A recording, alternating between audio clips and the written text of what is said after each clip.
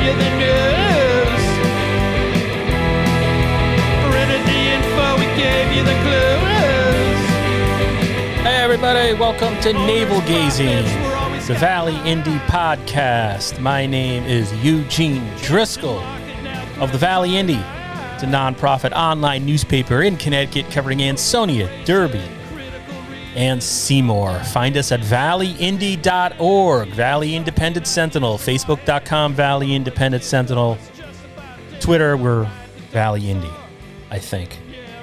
Anyway, today is Wednesday, August 31st, and it's been a very busy news week. Maybe 2 weeks here at the Valley Indie. Last week, Derby made international headlines when the body of Stephen Hoffenberg, a former business associate of Jeffrey Epstein, of all people, was found dead in an apartment in Derby. Police said there were no obvious signs of foul play. Friends and family said Hoffenberg was having health problems. Medical examiner never called me back last week with the cause and manner of death. And to be honest, I have not had a free moment to check up on that. Sorry about that. And by the way, a cause of death is literally what it is. Manner of death helps the police decide which way to go. Homicide, accident, etc., etc. On Monday, the Ansonia Planning and Zoning Commission started its review of a site plan to redevelop land on Olson Drive. It's going to be turned into a private sports complex, as I literally trip over my tongue. 2 or 3 tenants have already been signed on, I was told by the developer in an email. The mayor, on his own, quote-unquote, ordered parking to be added to Olson Drive in anticipation of future development of the road. We published a story explaining that those new spaces are not included in any calculation or site plan for the project that is currently under review by the P&Z. It would take me 45 minutes to describe that whole or rehash that whole situation, but I'm not going to do that. Please see valleyindy.org. We've published 2 stories on it within the last 7 days using all the information that we were able to obtain. In Seymour, meanwhile, I stumbled across a lawsuit where the Seymour building inspector is asking a judge to force compliance at Tri-Town Plaza, the underdeveloped shopping center off Route 8 on the Ansonia-Seymour border. Building official in court documents points out that a partial teardown of the structure there left behind a host of safety issues. And as part of that lawsuit, there's a cross-claim, because the ownership there is pretty confusing. The land is owned by a family trust, Shaw Family Trust, I believe it was called, and a separate LLC out of state. They're the owners. Ron Spector, who's been sort of the face of Tri-Town Plaza forever and been in the news locally for a long time, he is the controller of the LLC that owns and operates the shopping center itself. So according to court documents, you got the owner, the trust in the separate LLC, and then Spector's Group, another LLC, as a tenant. So they're already confused by that? Yeah. That story generated a ton of comments. I mean, one of the things in that cross-claim, did I just say this? He's trying to, the owners are possibly trying to force out Ron Spector. It sounded like they're saying he might be in default of his lease. We'll see what happens there. Obviously, there's Tri-Town Plaza is just one of those stories, but that's probably why it generated a ton of comments on Valley Indie Facebook, including from Mr. Spector himself, who basically laid out his side of the story to some extent and then addressed individually concerns raised by Valley Indie readers. All right, so yeah, that was all that. But I know I haven't done a navel gazing in forever. I don't even remember the last time I was able to put together a straight news podcast. It's kind of tough. I'm a one-man operation. You know, I have a freelancer who publishes 4 stories a week, but doing a podcast alone is a pain in the butt. I really miss having a co-host. I would have Kurt Miller on all the time, but all the guy wants to talk about is bond ratings. How often can you hear somebody go on and on about bond ratings? But and, you know, anyway, so I had a lot of stuff going on. I've been doing another podcast that I incorporated into the Valley Indie stuff. People are listening. Thank you. We're getting a lot of hate mail. I appreciate that. It's called Insufferable Bastards. I do it on a Saturday. I don't do it. It doesn't impede on my regular workload for the Valley Indie. But it's tough to like report and write and then edit Gene Fabel-Sosnovich stories and then try to put together 2 separate podcasts. I've been failing at that. But, I do have Christine Caprolozzi coming up in the next episode of this podcast. she puts on CT Horror Fest every year, lives in the Valley, and is putting on in Naugatuck in September. So we have that going on. But anyway, okay, I'm blabbing. Purpose of this podcast is to explore a little bit, for I think the public good, a conflict that has been simmering and festering in and boiling over in Derby for a bunch of months now. So in Derby, I don't think it's any secret that there's been political fighting happening between Mayor Rich Zekin's administration and, to varying degrees, the Democratic majority on the Board of Aldermen and Alderwomen. I'm going to try to quickly lay this out as objectively as I can, understanding, talking about this, it's stepping on toes and it can be uncomfortable. And every time I address this issue, there's a comment or an email sort of kicking me in the shins for it. But anyway, there are a million different avenues or angles to explain this. I'm just trying to lay it out there for the public's benefit so they have an understanding of what's going on, because it does, fighting among different political groups in a community or a town or a city can have an impact on public policy. So I'm just laying it out there, like I said. So the Zekin administration, I don't even know whose side do I give first. Is there should I flip a coin? Because is there a fairness thing there? I don't know. The Zekin administration has said the Democratic majority on the Board of Aldermen has been working to basically slow things down in Derby by doing things like not adding items to an aldermanic agenda, right? That was an accusation in December, January. And then by abusing, allegedly, the aldermanic subcommittee process by taking discussion items, things the mayor says he wants to do, and letting them die on the vine in subcommittee by keeping them in subcommittee forever, according to the Zekin administration. It's sort of like, subtle sabotage, according to them. So from the Zekin point of view, or his administration's point of view, as embodied in Walt Mayhew, his chief of staff, who's sort of the public face of the administration, when it comes to legislative meetings, they're just trying to do things by the book being the Derby City Charter. An example, the mayor or the mayor's office now puts together the meeting agenda for the Board of Aldermen each month. And those agendas have eliminated things that were on there for a long time, like department head reports, which used to be shared with the public and aired in public at those meetings. Another example, only the mayor now can create subcommittees and appoint people to those subcommittees, according to an opinion from Vincent Marino, Derby's Corporation Counsel. So the Zekin administration is saying, we have business to do, we got goals to accomplish, and this is how we do it according to the city charter. They're saying these changes, quote unquote, aren't really changes. It's just that Derby government had been doing things by tradition, not by the charter. And now we, being the Zekin administration, is just following the charter. And we have these opinions and statements from the Corporation Council backing us up. Okay. Go to the other side. You have the Democrats saying nah, this isn't the charter. You're just trying to blatantly politicize everything and steamroll the opposition party. Limit public discussion on things. It's just an old school power grab. Mark Garofalo, the town clerk, who's a former mayor, has disagreed repeatedly in public with the Corporation Council's interpretation of the charter. I'm going to play a clip from the August 11th meeting where Marino and Garofalo go at it a little bit. And the Democrats have essentially said, look, let's not beat around the bush here. The meetings became confrontational once Walt Mayhew was hired as the chief of staff in January, and that Mayor Zekin sort of lays back and lets his chief of staff run amok, according to them. Chief of staff, for his part, has basically said, hey, look, I took this job to help the city where I was born.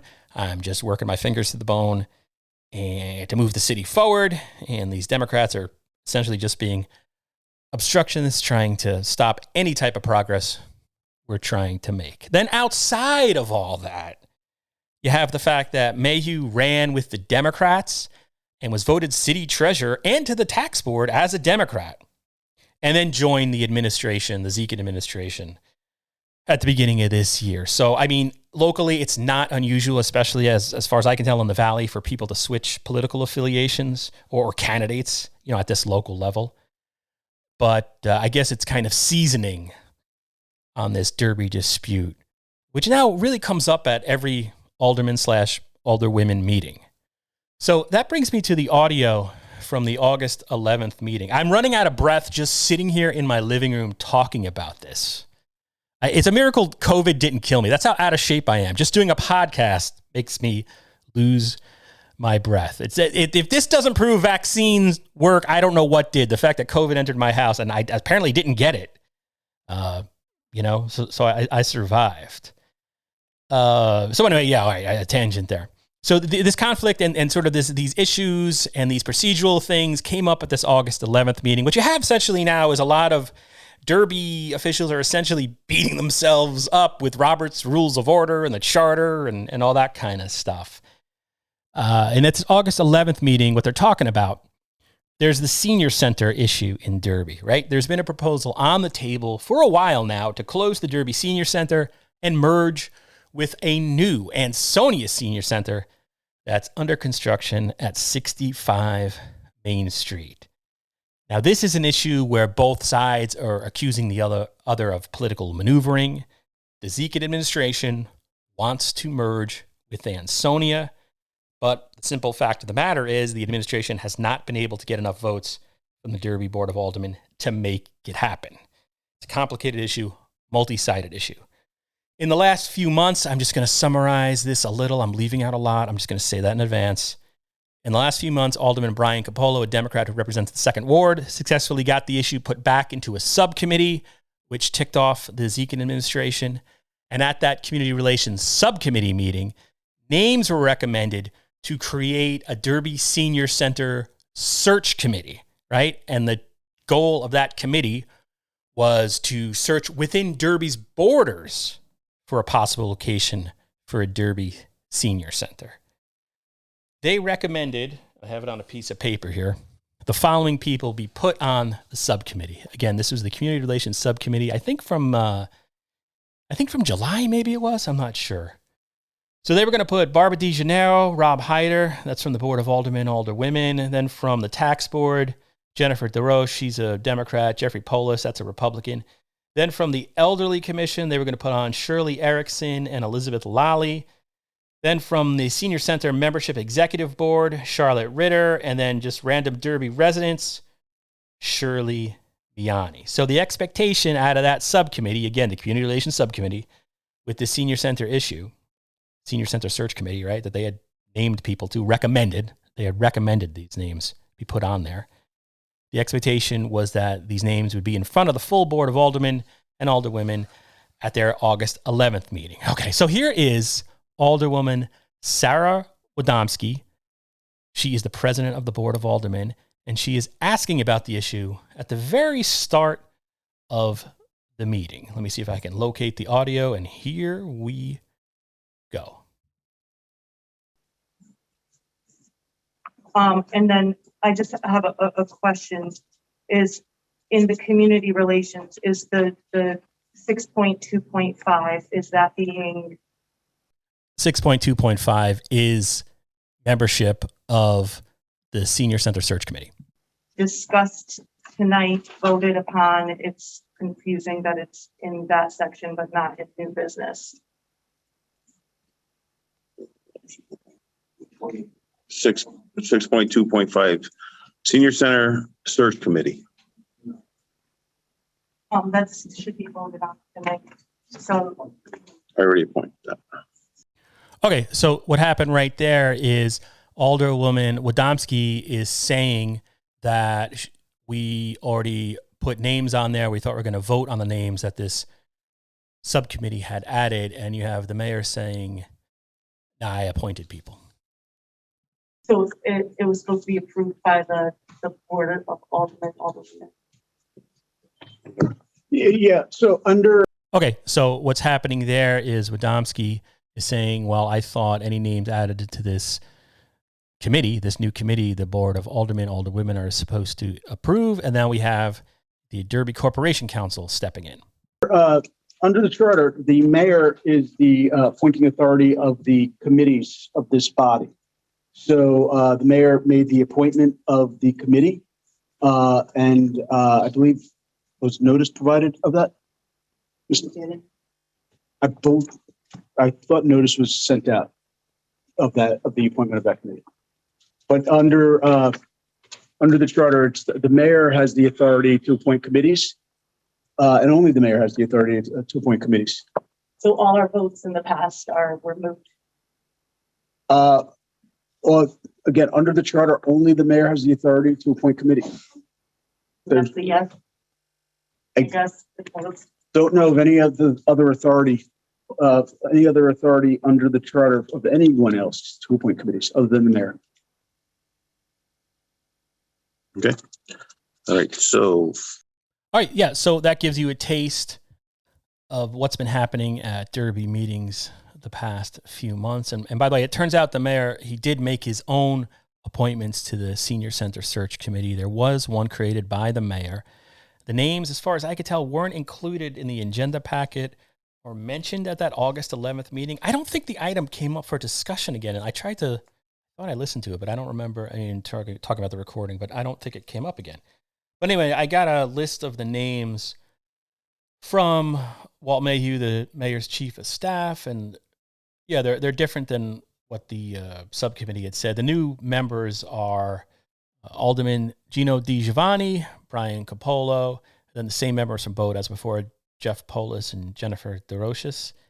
Then from the executive committee or the elderly commission, we got Bob Maturo, Janet Meisowitz, Betty Lally. Betty Lally was on the first draft there from the subcommittee. And then in terms of the general public, it's Rose Bonanto and Dot Tynan.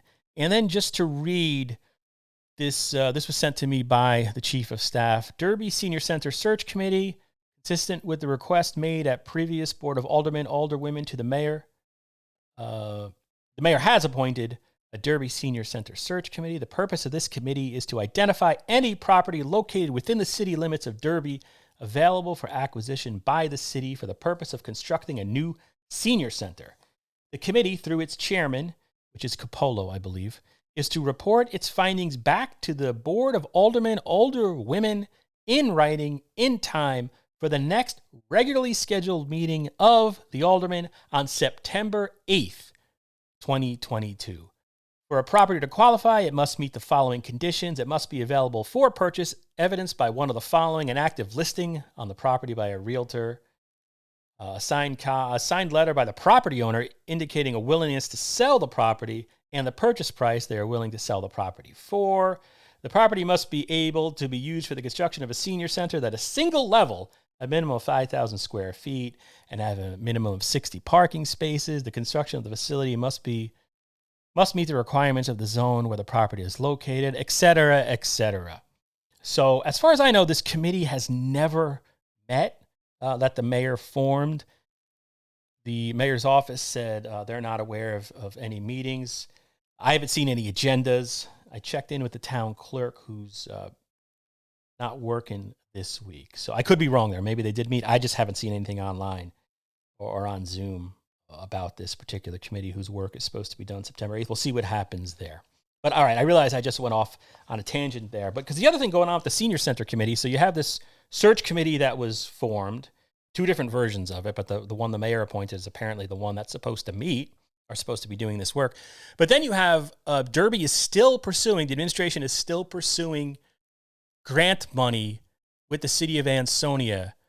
The entity searching for the grant money is the Naugatuck Valley Council of Governments. They kind of reached out and said, you might be able to get some, this is a regionalization project, and you might be able to get some funding that you won't have to incur total costs on this thing. So you got a bunch of different tentacles with this Derby Senior Center story. And I think it's one of the stories, one of the issues in Derby where the fighting between, or the bickering, or whatever you want to call it, the differences of opinion among the two different factions there is rearing its head. What came up later at that same meeting, the same thing came up again. And this time you had Mark Garofalo, who is a former mayor, and he's currently the town city clerk. He weighed in and disagreed quite forcefully with an interpretation offered by the Corporation Council, who then attempted to shut him down. Here we go. anybody else from the public? There's the last call. I want to speak for something. Sorry. Mark Harfallen, town clerk in the city of Derby. I just want to clarify some of the things that were said before. Our office as clerk to the board has no notice of any committee being appointed for the senior center committee. And I just want to correct Corporation Council that the section of the charter says that the mayor shall appoint the standing committees of the board. It doesn't preclude, in my opinion, it doesn't preclude the board from establishing the committees. They can do it by ordinance or otherwise. That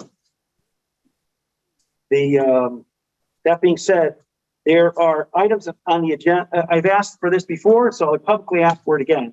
As clerk of the board, there's a conscious effort to keep me off email chains. Keeping me off the email chain only serves one purpose. It serves a purpose to not let the public know what's going on, because there are items on the agenda that there's no backup material for it. And because if they're not submitted, then we can't put them on the website. Mayor, I just want to call a point of order, because this is now becoming a regular routine of the town clerk. Yep. And the town clerk needs to stay in his lane. As Corporation Counsel, I made a ruling. And I'm going to cite now section 19 of the charter. The mayor shall appoint all the regular or standing committees of said board. In my opinion, and sir, it is my opinion that matters. It is the mayor that appoints all committees of this board. So your opinion, while it will be noted for the record, is not relevant. Thank you. Okay. So, I mean, I've already been removed from my seat because I talk too much. So I have to sit in the back of the room now because. But you're not a lawyer, and you've been given legal opinions at prior meetings. And it's becoming disruptive. Okay. But I still have a right to an opinion. In the right to be. That says everything. In the public portions. That's where I'm speaking. So if there's still information that is not, that the public does not have access to. So that is totally un-American, and you don't need a law degree to figure that part out. All right, and then the town clerk goes on to raise some other issues he has, and this is all available if you go to the City of Derby website, click meetings, click the year, and then scroll down to Board of Aldermen from August 11th. You can actually you can listen to the entire meeting. So I thought I would just play those two clips just to give a sense of what's happening in Derby, because maybe some of that doesn't come through in any type of traditional text coverage of a given event. Just some other things going on in Derby while I have you. Derby Fire Marshal Search Committee has been formed. Phil Hawks just retired after about, I think, 25 years as fire marshal. Long, always the first guy in every call. First guy on the scene. Members of that committee are Alderwoman Barbara DeGennaro, Charles Sampson, who's an alderman, then the fire commissioner, Gary Parker. Phil Hawks himself is on it, and then Michael Kelleher. As outlined by state statute, this is from a document Mr. Mayhew sent me. The current Deputy Fire Marshal, Rich Tardy, will operate as Fire Marshal until a successor is chosen. He's requested it take no longer than 6 weeks. Arrangements have also been made with neighboring municipalities to provide assistance if needed. There is also, has been formed, and again, these are committees, I haven't seen any agendas. If it's a committee, FOI says you have to post agendas. The mayor, it doesn't matter the purpose of the committee. The mayor has appointed the following Second Ward Alderman members to the Vintanucci Honorary Committee for the purpose of guiding and heading up the effort to work with the family to permanently honor the life and service of Vintanucci to the residents of Derby and the state of Connecticut, including but not limited to renaming Fairview Terrace to Tanucci Terrace in honor of his service to the city as an alderman and state representative. Members of that committee are Brian Capolo, Gino Di Giovanni, and Ron Sill, who has been appointed the chair. At that August 11th meeting, there was a moment of silence for Vin Tanucci, and I have in my hand a copy of a resolution which I assume was adopted at that August 11th meeting, honoring Mr. Tanucci. They honored and expressed their gratitude and thanks to Vincent J. Tanucci for his more than 2 decades of dedicated public service and his accomplishments in service to others. They extended their sincerest condolences to his friend's family, especially his beloved wife, Cynthia Tanucci, at the loss of Mr. Tanucci. In recognition of his contributions to the city of Derby and the state of Connecticut, they commit to working with the family to establish a permanent memorial in his honor. So Derby not forgetting Vin Tanucci. So let's end it with that. That was my first navel gazing in a while. If you have any questions or comments or ideas or topics or guests you want to see interviewed locally, please drop a line, valleyindependentsentinel@gmail.com, or click any story on valleyindy.org and choose contact the author. I get all those. I'm the only one. It's just me. For